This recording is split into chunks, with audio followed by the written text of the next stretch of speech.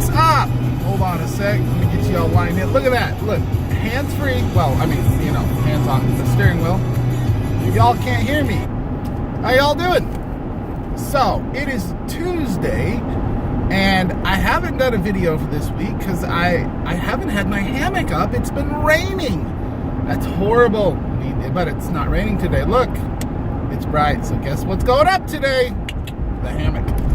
Even though it's a Wednesday. So if anyone, it's Wednesday, not Tuesday. Man, gotta watch. I don't even know my days. Can y'all see me? It's really shaky because you're on a little tripod thingy there. It's probably dry with my seatbelt on, huh? There we go. So, we went and studied through the book of James chapter 4 last week, and this week we're going into James chapter 5, 2 parts. So we're going to break up James in 2 different parts, and then we're going to be done with the book of James. We're going to see, I don't want to give it away, but, well, I'll give it away. You get to read it. Read the book of James. You'll see the end of James ends differently than a lot of the epistles do. There's no exhortation. There is no thing saying, hey, thank you so much for being who you are and thank you for doing what you do or anything like that. And I think that's for a reason. The idea in the book of James is this is not something we study and then we move on to something else to study, and we're constantly, being that Christian theologian.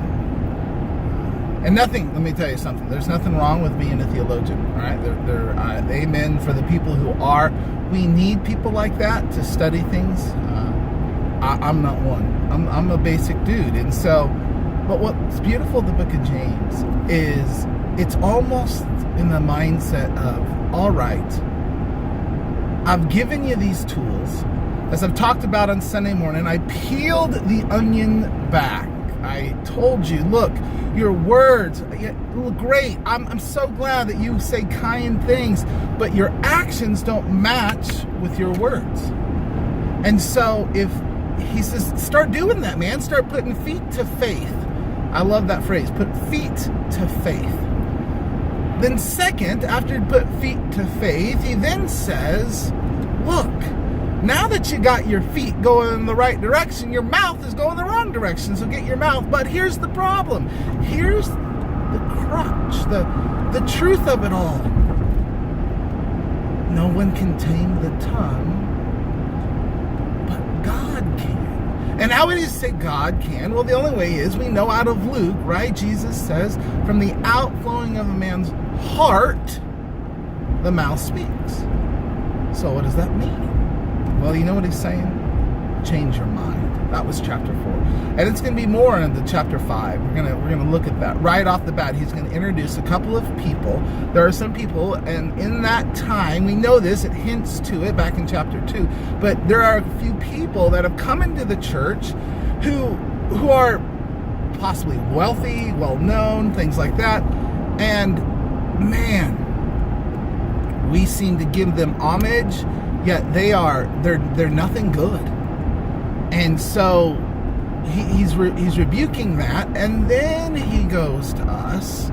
So when you read James chapter 5, that first part, I don't believe he's speaking to Christians as they are that way. I think he's speaking to people who have come in, and then there's this beautiful nature, this wonderful thing, and I don't want to give it all away. Well, it's not giving it away, but I want you to read along and follow along with us on Sunday. But there's this beautiful nature of this idea of people walking and losing some faith, and this idea that they're not lost. That the Greek word is planeo. It's the word there.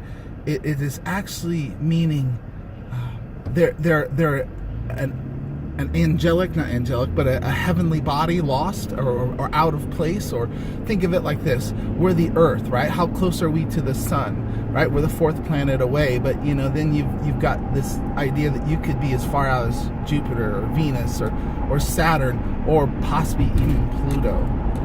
You're still connected to the sun. The sun still gravitates you, but you get too far away, and you and the sun, S-O-N, are no longer close together.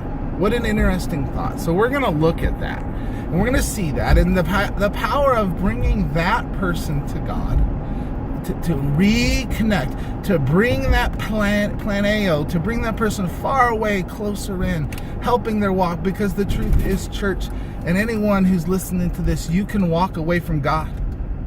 I'm not a proponent that says once saved, always saved. I will say once saved, God does not let you go. But you can walk out of God's hands. You can do that. You can leave God.